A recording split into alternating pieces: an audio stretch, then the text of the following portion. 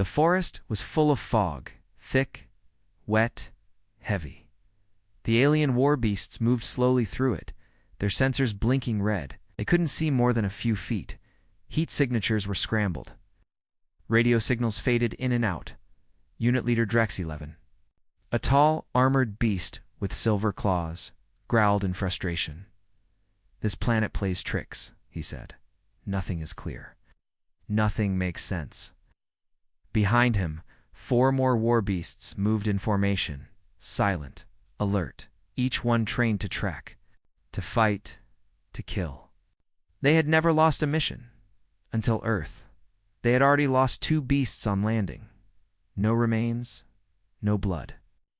Just gone. Now, deep in a northern forest, they searched for answers. "Stay close," Drex-11 ordered. "Something is watching us." Moment later, one of the beasts disappeared. No sound, no scream, just ... gone.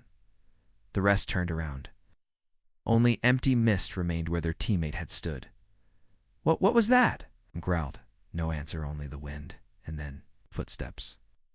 But not from one direction, from every direction. Soft, light, almost human, but faster. The beasts formed a tight circle, claws raised, sensors on full.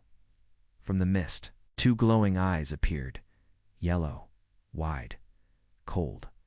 A shape moved slowly low to the ground. 4 legs, sharp back, long face. A hybrid of wolf and something. Unknown. Another shape followed. Then another. They didn't growl. Didn't rush. They just stood. ... watching. "What are they?" One beast whispered. DREX-11 tried to scan. Unknown. Not in database. Too cold for thermal. Not human. Not normal. Then, between the creatures, a small figure walked forward. A human. A girl in a black jacket, with a hood over her head. She was no older than 16. She walked calmly between the monsters. Like a queen among her guards, the war beasts aimed their weapons. She didn't stop. Instead, she raised her hand and snapped her fingers. Instantly, the creatures attacked. The battle was fast. Too fast. One beast was pulled into the fog. Gone. Another tried to fire his plasma gun, but it was knocked away by a flash of fur and teeth. Drex-11 fought hard, cutting one monster across the face, but it didn't stop. It only stopped it only. Smiled. He slashed again, missed. The creatures didn't kill. They surrounded, controlled, as if they were trained to break spirits, not bodies. -11 was the last one standing, breathing heavy, wounded, alone. The girl walked closer, her face now visible, calm, not cruel. "Just curious, you're not very smart," she said softly. "You think power wins? But here control does." Drex-11 roared. "You're just a child." She tilted her head. She turned her back to him. A mistake. Drex-11 charged. But before he reached her, something landed in front of him. Huge, massive, eyes glowing white, breath steaming from its nose. It looked like a bear if a bear was built for war. It stood still. The girl didn't even look. She just said, "No." Ow. And the beast obeyed. Didn't move. Didn't attack. Just stared at Drex-11. The alien backed away slowly. This wasn't fear anymore. This was respect. This wasn't prey. This was command far above. In the alien warship orbiting Earth, the Karnak generals watched through a satellite drone. "What did we just see?" one asked. Another whispered, "That was a handler." "A what?" "A human controlling monsters with words. With gestures, no tech, no implants, just connection." General Zarnak clenched his claws. "This breaks all logic," he said. "War beasts are born to dominate. But these Earth creatures, they obey humans willingly." A science officer added, "And they work in silence. In fog, like they were made for ambush, or raised for it," Zarnak said coldly. Back in the forest, Drex-11 lay on the ground. The girl crouched next to him. She wasn't smiling now. Spoke softly. Your kind believes fear is a weakness, but here, we made it our tool. She looked around the mist. Shapes moved again, more creatures, watching, waiting, listening. You think we're soft, she said. But we live in a world where everything sharpens us. Every animal, every storm, every nightmare, we survived it. Drex-11 tried to rise. The giant bear stepped forward. He stopped moving. The girl said one final line. You build beasts for war.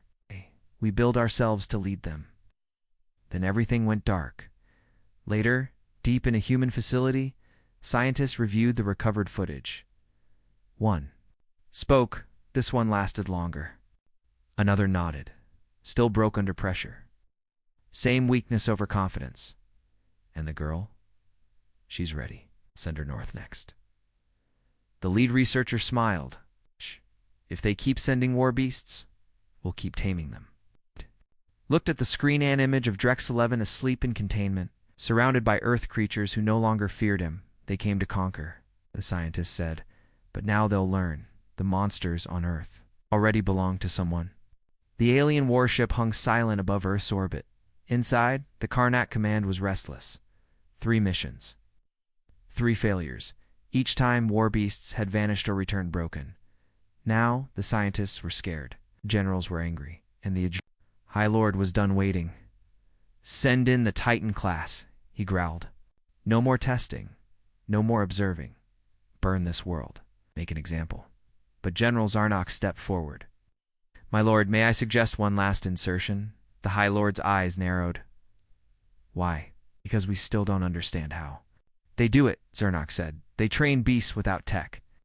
They tame terror. That is dangerous. The High Lord stared at Earth on the screen. One last try, he said. One last beast. On Earth, the air shimmered. A small capsule crashed into a dark mountain valley. Inside it was Unit Zorn, a special war beast. Unlike others, Zorn had been trained in patience, intelligence, strategy. He had survived 6 planets, broken dozens of enemy systems. He was not just a hunter. He was a thinker. He stepped out of the capsule slowly. All was quiet. No signs of life. He activated his scanner. Nothing but stone, wind, and shadows. He moved through the valley. Claws clicking softly, then he heard a whistle. A soft, clear sound. 3 notes. He froze. Whistle. Whistle. It echoed across the rocks like a song. Call. Then, from behind. A large boulder, something stepped out. It walked on 4 legs. Smooth black skin. No fur. Long jaw. Its body rippled like liquid shadow. It looked at Zorn. Zorn stared back. Then the creature did. Something unexpected. It sat, as if waiting for a command. Zorn tilted his head, curious. He took a step forward. The creature didn't move. Then a voice echoed across the valley. You can try to kill it, but it won't fight back unless I tell it to. Zorn turned fast. A figure stood on a rock above a human boy, no older than 17, dressed in a brown coat, face half covered by a hood, eyes calm. You're Zorn, right? The boy said. You're smarter than the others. Zorn didn't speak, but he listened. The boy jumped down lightly, landing beside the creature. His name is Echo, he said, patting the beast. I raised him from a pup. Took me 3 years to teach him silence. 5 to teach him mercy. Zorn growled. Why? Do you command monsters? The boy smiled. Because we don't fear them? We live with them. We understand their anger, their hunger. He looked up at Zorn. What about you who taught you how to feel? Zorn snarled. I am not here to feel. I am here to conquer. The boy looked around the valley. Conquer what? He asked. The trees, the mist, the silence. Zorn stepped forward. Then Echo stood up, and behind him 6 more beasts appeared. From behind rocks, from caves, from shadows, each one different. All watching. Zorn analyzed fast. He was outnumbered, surrounded, but not attacked. Why? What do you want from me? Zorn asked. The boy's voice turned cold. To show you something your people forgot.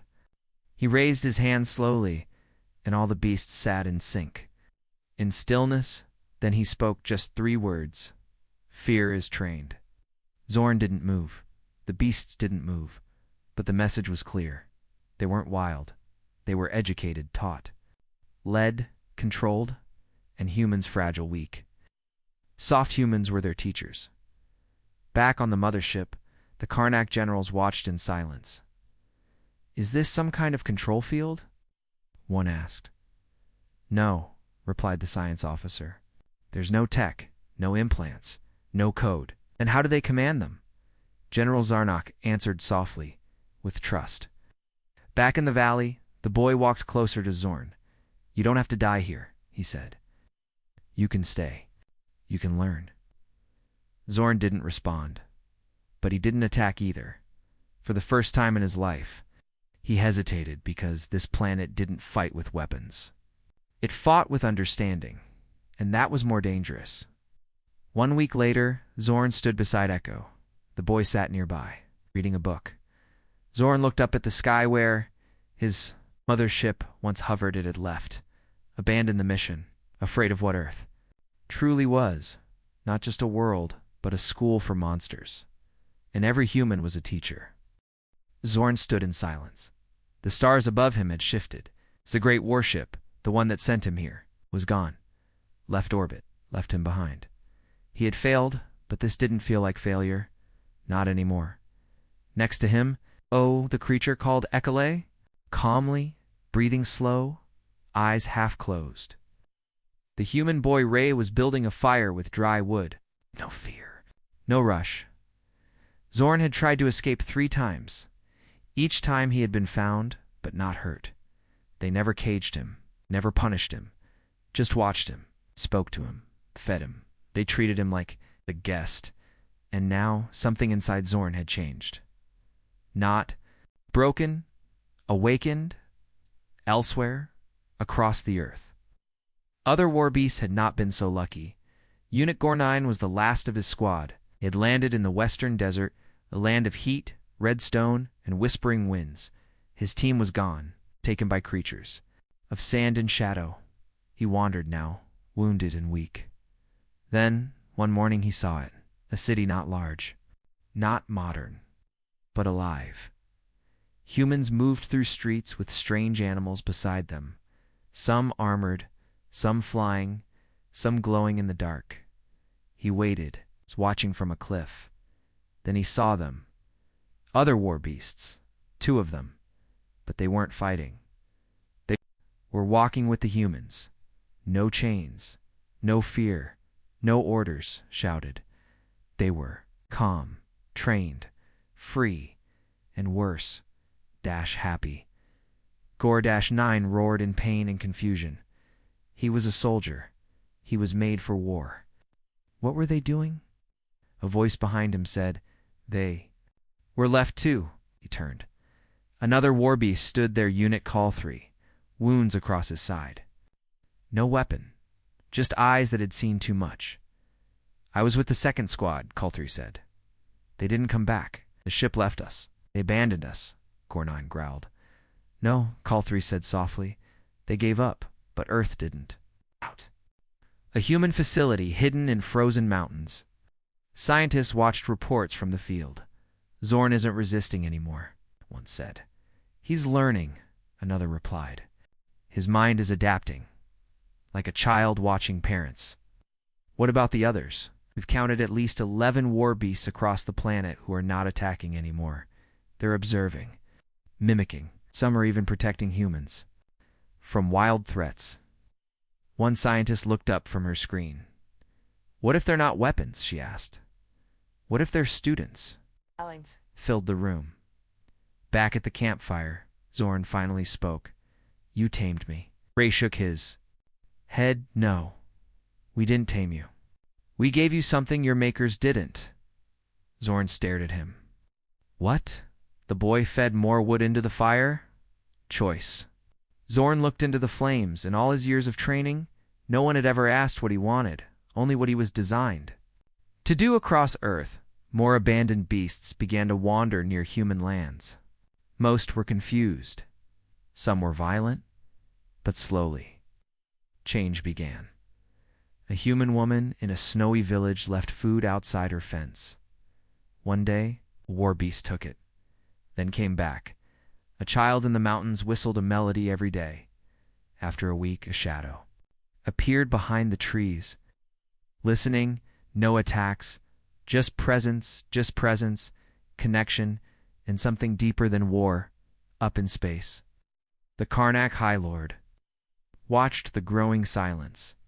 No new data, no returned soldiers, no resistance, only silence. He slammed a clawed fist into the screen. They were built to destroy, not surrender. General Zarnok stood beside him, eyes low. Maybe they didn't surrender, he said. Then what are they doing? Learning. In the valley, Zorn picked up a smooth rock from the ground. He held it for a long time, then placed it beside the fire. Rai smiled. Zorn nodded slowly. From my first kill on another world. Ray didn't say anything. Then Zorn added, "It doesn't feel like victory anymore." Ray leaned back, hands behind his head. "That's the first sign you're changing." Zorn turned to echo that the beast looked back at him. "No hatred, just calm, just understanding," Zorn whispered, almost to himself. "Why did they leave us here?" Ray answered without looking at him. "Maybe they thought Earth would break you." Looked at the stars again. "Maybe Earth did." The boy smiled softly. "Or maybe Earth gave you something better." Zorn didn't reply, but deep inside him, something new stirred. Not rage, not orders, but a question. What else is out there, besides war? The forest was quiet, too quiet. In the ruins of an old radio tower, 3 figures waited in silence. They were not human. They were war beasts. But something about them was different. They did not wear armor, no weapons, no growls, only quiet breath and thoughtful eyes. Zorn was one of them. He had traveled far, left the valley, left Echo, and left the boy, Ray, to find others like him, others who had been left behind. Now, he stood with Call 3, the scarred beast from the desert, and Unit Vorn, once known for ripping battle mechs in half. Ow. Now Vorn sat cross-legged on the cold floor, sharpening a stick, not a blade. "Why did you call us?" Vorn asked Zorn, not with anger but curiosity. Zorn looked out the broken window at the fog rolling through the trees. "We were made to destroy," Zorn said. "But Earth changed something in us." Double quotes Call-3 nodded. "We started asking questions." Continued, "Now the humans trust us. Some of them, not all. But enough, and the High Command. They abandoned us. Left us to rot," Vorn said with a snort. Zorn turned to face them. "I say we stop waiting. We stop hiding. We make our own code, our own rules. We protect what's here." Call 3 leaned forward. "You want to form?" "A pact." Zorn nodded. "Not just alliance. Something deeper. A promise. Between us, between beasts, between those who learned." They looked at each other. Then slowly, one by one, they agreed. The Whisper Pact was formed, far above Earth, in the dark belly of the Karnak command ship. Red lights flashed. New intel had arrived. Drone footage. War beasts. Walking beside humans. Beasts helping villagers. Guarding roads. Even farming with them. No tech. No mind control, a Karnak scientist reported. Just cooperation. The High Lord stared at the images with cold fury. "This is betrayal." "There. Evolving," General Zarnok said. "Then we erase them," the High Lord growled. "Prepare the Mind Reavers." A hush fell across the room. Mind Reavers were forbidden weapons, beasts built not for war, but for invasion of thought. They didn't kill with claws. They hunted minds. Back on Earth, in a hidden underground lab, Ray stood beside a large glass chamber. Inside it slept a beast unlike the others. Long arms. No mouth. For eyes that glowed in pulses. It had once been Karnak's most dangerous creation unit and all, but now was being healed. I turned to the woman beside him, Dr. Myra Lane, a lead xenobiologist. He's still unstable, she said. The others can't even be near him. Ray looked at Null carefully. But he hears everything. He doesn't speak, Dr. Lane said. I whispered. Maybe he doesn't need to. Suddenly Null's eyes opened. No sound. But in Ray's mind a word echoed. Danger. At the Whisper Pack's next meeting, 5 beasts arrived. 2 new. Ones had joined. Tess, small and fast, trained as a scout.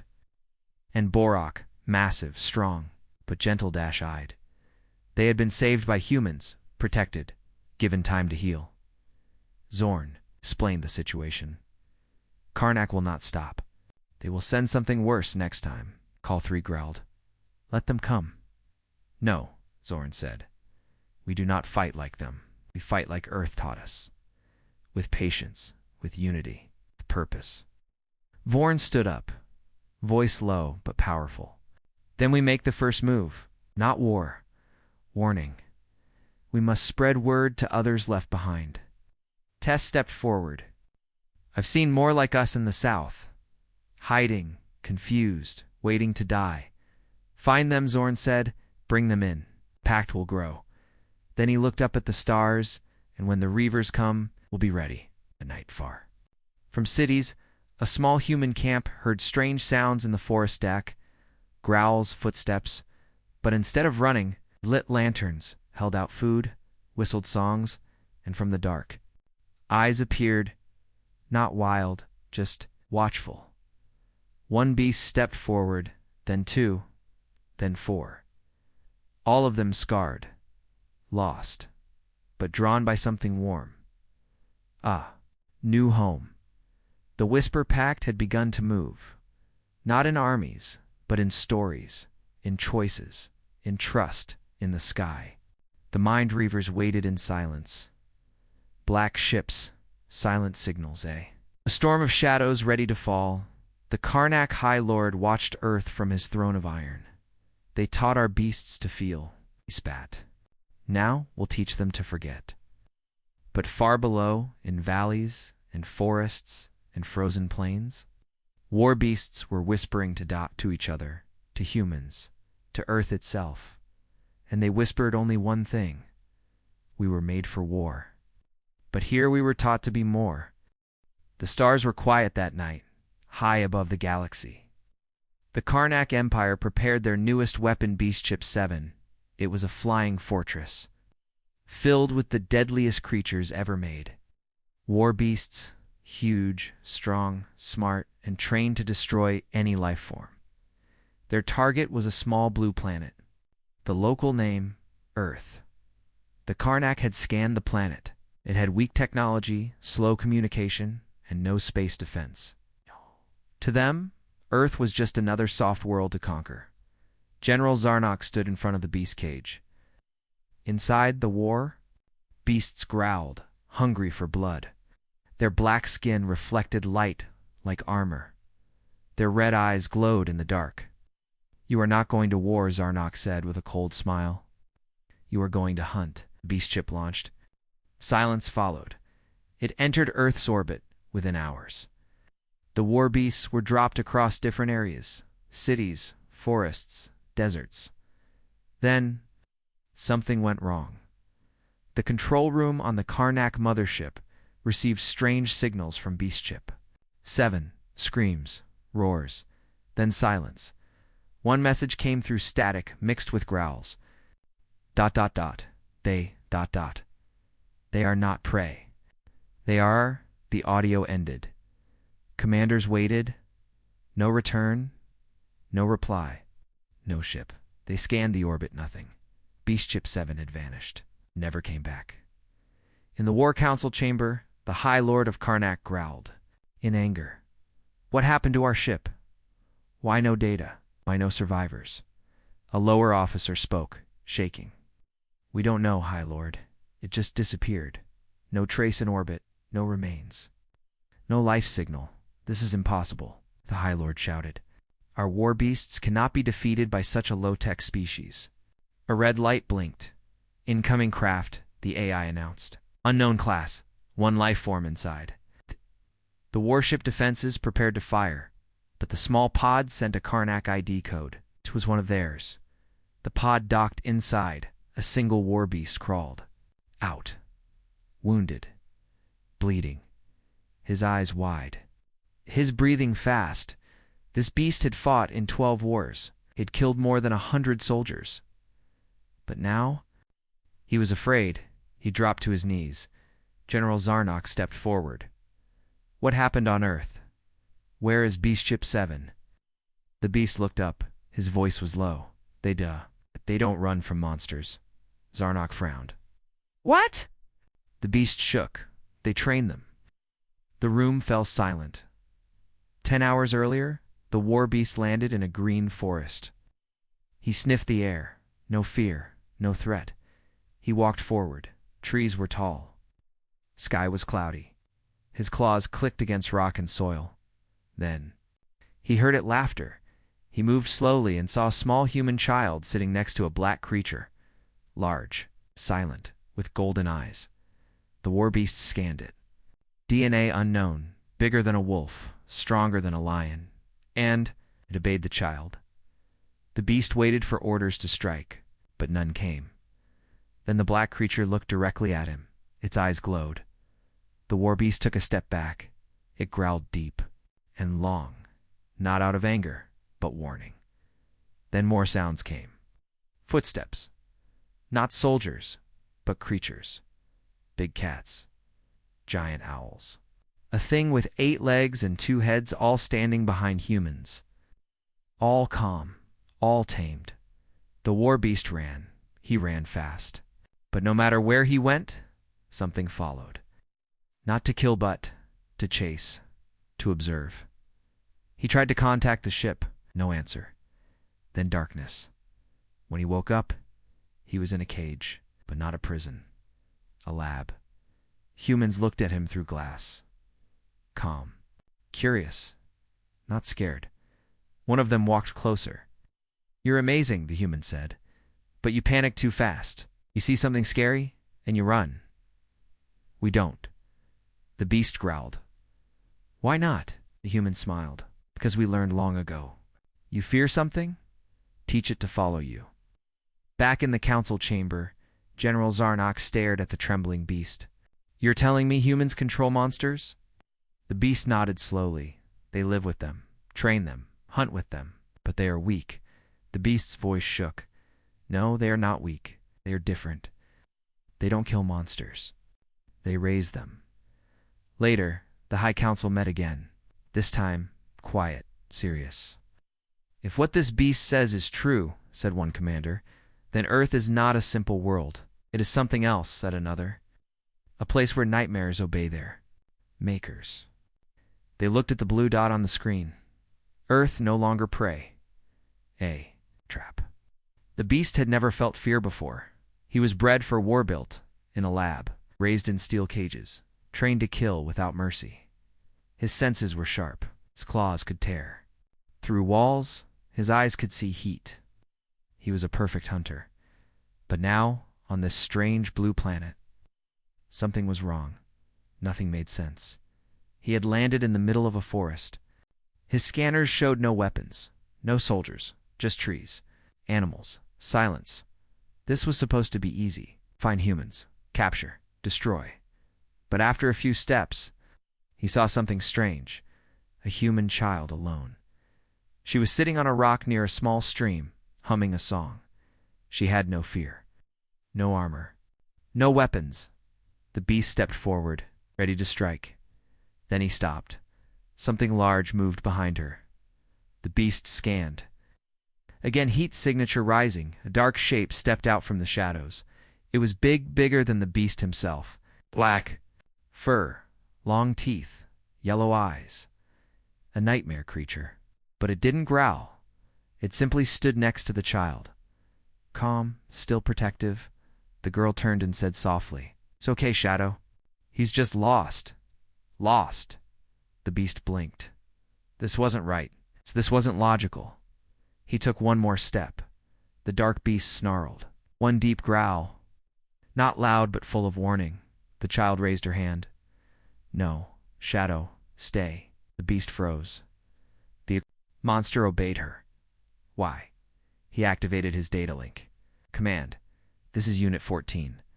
Unusual behavior detected. Request backup." The local creature showing control signs. By humans. No reply. Only static. He moved away quickly, deeper into the woods. His claws dug into the soil as he ran. But something followed. Not the girl, not the creature. Something else.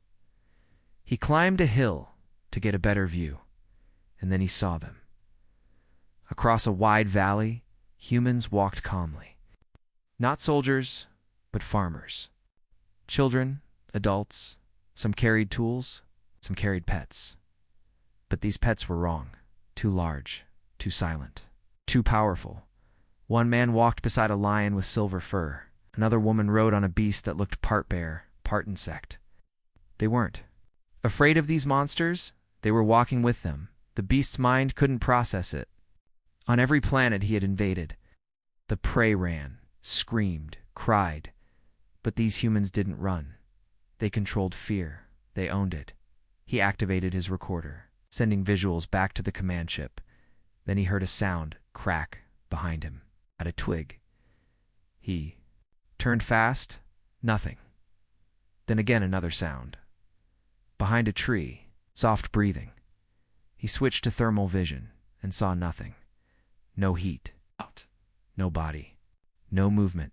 He was being watched by something colder than the air. The hunter had become the hunted. He growled and jumped down the hill. But as he landed, something sharp flew past his face, barely missing his eye. A dart. He turned and saw her, a human, covered in black, face hidden. Holding a long rifle, she didn't fire again. She just smiled and whistled. Suddenly, the ground around him moved. 3 creatures rose from the earth, camouflaged, silent, deadly. They looked like a mix of lizard, panther, and spider. No two were the same. Each had glowing eyes. Each one focused on him. He roared and leaped forward. Claws out. They didn't move. He attacked the closest. It dodged fast. Too fast, before he could react. Another beast bit into his leg. The third one slammed him into a tree. He fought hard. But they didn't try to kill him. They only stopped him, held him like trained soldiers. Then the woman walked up. "You're strong," she said, kneeling beside his face, "but not smart. You see something scary, and you fight it. You see something scary, and we teach it to follow commands." He spat. "You are prey," she laughed. "Then why are you the one bleeding?" On the orbiting mothership, General Zarnock watched the live feed. The beast's final moments before blackout. Then silence. Another lost unit. The war room was quiet. Finally, Science Commander said, "This can't be a coincidence. Every report shows humans living among nightmare-class creatures. No cages, no control chips, nothing. Then how do they command them?" Zarnock asked. The room stayed silent. No one had the answer. Back on Earth, deep in a human facility, scientists observed the captured beast from behind glass. One of them took notes. Another unit failed. Same reaction: confusion, fear, retreat. Another replied, "They can't understand. They were trained in power. We were trained in survival." The first one smiled. "What they see as monsters, we see as pets. That's the difference." In the forest, the little girl was still sitting near the stream. The black creature's shadow lay beside her. "Calm," she whispered. "Do you think more are coming?" The creature didn't answer, just stared into the trees, because something else was watching, and Earth was ready. The sky cracked open. No thunder, no light, just silence. Then the ships appeared, black as space, shaped like thorns, wrapped in shadows. The Mind Reavers had arrived from orbit. They did not fire weapons. They didn't need to. They simply listened, reaching down with invisible waves of thought, spreading confusion, fear, and silence. Across forests, mountains, deserts, war beasts began to shake. Eyes turned cloudy. Minds pulsed. Memories blurred. Some collapsed. Others roared in pain, and one by one, they forgot who they were. In the southern valley, Zorn felt it first. A cold silence inside his brain. Like a door closing, he fell to one knee. Echo. The black creature beside him let out a sharp growl. But even Echo's eyes started to glaze. Then a voice echoed in Zorn's head. Not from outside, from within. You belong to us. Turn to your purpose. Return to the war. Zorn clutched his head, growling. No, I made my own choice. There is no choice, Zorn screamed. Then a hand touched his shoulder. A human hand. REI, standing there. Calm, you're stronger than them now, Ray said quietly. They only control what's still empty. You're not empty anymore. You're Zorn. Looked up at him, and for the first time in hours, clarity returned, across Earth. The Whisper Pact moved. Call 3 slammed his head against a tree to shake off the mind pulse. Vorn roared into the night sky. Not in rage, but resistance. Tess, small and fast, whispered into the ears of young beasts. Remember who saved you. Remember the fire, the food, the kindness. It worked. Not on all, but on enough. The Reavers had expected beasts to fall. They hadn't expected them to rise in the north. At the human science base, alarms blared. Doctor? Mira Lane looked at the screens. Mind signal density increasing. They're targeting both humans and beasts. We need to move them underground, a soldier shouted. No, Ray said, stepping into the room with Zorn behind him. Hiding won't save us now. He turned to Zorn. Are the others ready? Zorn nodded. They are. There. Not scared anymore. Mira hesitated. What can you do against mind weapons?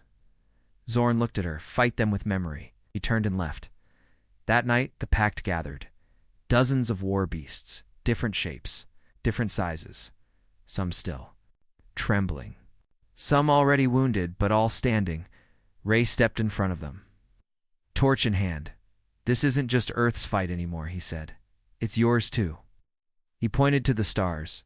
They want to erase you. Turn you back into tools. Zorn walked beside him. But you're more now, he said. You've learned names. Stories. Laughter. Silence. Vorn growled. They want us to forget. Ray smiled. Then remind them who you've become. Pact roared. It was not a war cry. It was a promise.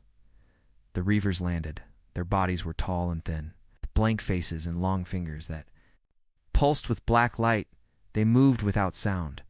But wherever they walked, minds bent. Weak beasts collapsed until they reached a burned field near the valley, and there they stopped. Across from them stood Zorn, Calthri Vorn, Tess, and 100. Other beasts and humans standing between them. The Reaver leader stepped forward. You are broken. Zorn replied, No, we are rebuilt. You have no power. Ray stepped beside Zorn. We have something better. What? Zorn whispered. We have each other. Then the Whisper Pact charged, and for the first time in Karnak history, the Reavers felt fear. The battle wasn't like old wars.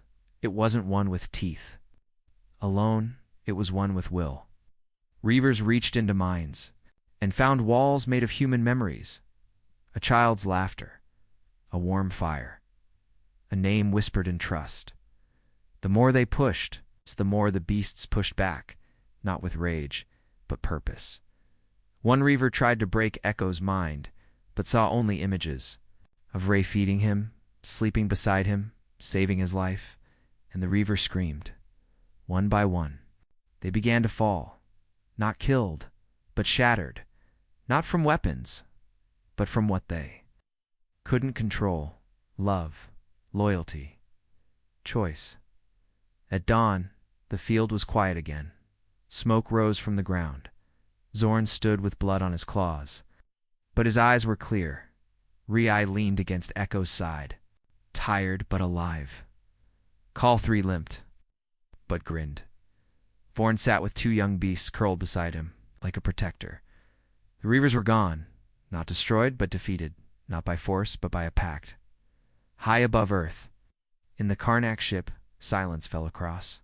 The control room, the High Lord crushed a metal panel in rage. They beat our minds with feelings, General Zarnok whispered. No, my lord. They beat us with freedom. And deep in the dark of space, the Karnak turned away, not in retreat, but in fear of what Earth had become. A world not of war, but of warriors who chose peace. The war was over, but the sky still watched, above Earth. The stars remained silent. The Karnak High Command had gone dark. No more signals. No more threats. Still, the Whisper Pact stood ready, because Earth had changed them, and now it would change everything. Zorn sat on a hilltop, the wind brushing through tall grass. His claws were chipped, his body was scarred. But inside, for the first time, he felt calm. Echo rested beside him, breathing slow, and across the valley, humans and beasts worked together, building, planting. Zorn was no longer a weapon. He was something else now, a protector, a leader, a voice. REI climbed the hill and sat next to him, holding an old radio. No signals, Ray said. Karnak isn't answering anymore. Zorn looked at the sky. They're watching, afraid. Not yet. Ray smiled. And let's give them something to remember. The deep mountains.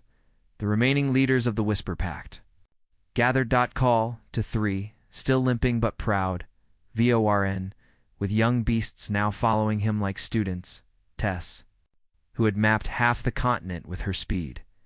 And many others wore beasts who now had names, homes, and voices. Zorn stepped forward. We stopped the Reavers, he said. We stopped their minds, but there will be more. Call 3 nodded. They feared change. They fear us now. Zorn looked around. Then we send a message. Vorn asked words. No, Zorn said. Proof. In an underground human base, Dr. Mira Lane watched as her team finished building the signal array. It's ready, she said. REI stood beside her, nervous. Zorn stood behind them, massive, silent, calm. This will be the strongest transmission ever sent from Earth, Mira said. Once it's out, everyone will hear it. Ray looked up at Zorn. Are you sure? Zorn didn't blink. They left us behind. We rose, protected. We learned they should know. Ray nodded and pressed the button. The signal flew. Across. Satellites. Through the moon's relays. Past Mars. Beyond the solar system, heading straight into the galactic void, in a far system. The Karnak Council received the message. They gathered, unsure, fear in their eyes. Then the signal played. No weapons, no threats. Just a simple video. Zorn, standing in front of the Earth sky. Beside him, a human boy. Behind them, beasts and humans together. And Zorn spoke. You left us broken. You made us for war. But Earth made us whole. We remember now.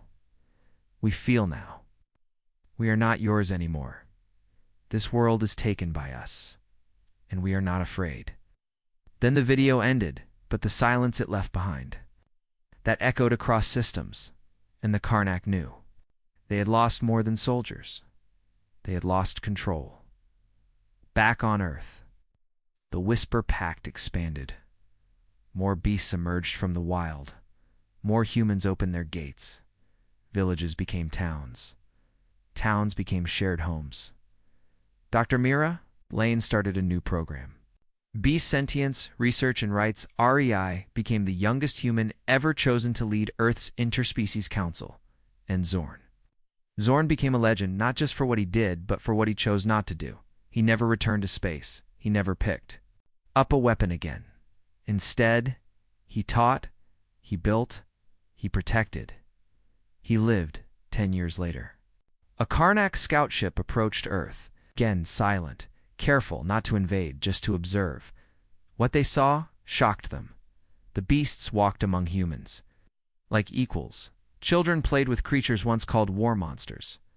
Forests had homes built by claws and hands, side by side, and over every human town and beast village. One phrase was painted in bold: "This world is taken." The scout ship turned back, not in fear, but in respect. For what Earth had done, for what Earth had become, for what hope really looked like. In the same valley where it all began, Zorn sat under a tree, older now, echo gray in fur, lay near his feet.